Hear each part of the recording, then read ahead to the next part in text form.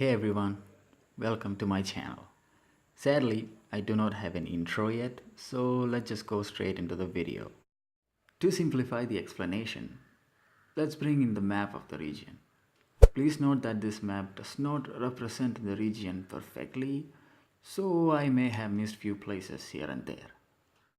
Before we go into the question here, let's start with going back in time and analyze what the North Korean conflict is all about. To simply put it, USA have two best friends in Asia Pacific, Japan and South Korea.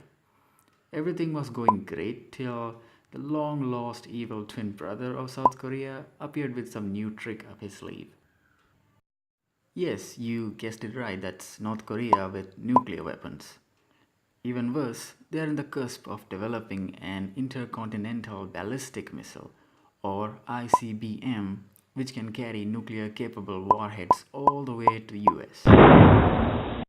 Now that we know the situation, let's go back to the question, can a North Korean conflict trigger a World War III? There is most definitely a possibility that a World War III scenario might arrive, especially when we consider that two of the major military rivals of the US, Russia and China, share border with North Korea. Obviously, they don't want the US military at their back doors. But fortunately for the rest of the world, and unfortunately for North Korea, reason for staying away from a North Korean conflict outweigh the reason for joining such a conflict for both China and Russia. Though North Korea is an ally to China and Russia, the relations are not very mutual, to say the least. North Korea doesn't offer anything substantial to either of these countries for them to take such a risk.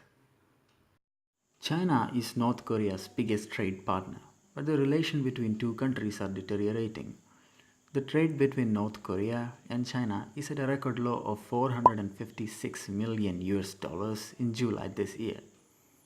That's a big deal for North Korea, as it accounts for almost 75% of their overall trade. But for China, it's pretty much nothing.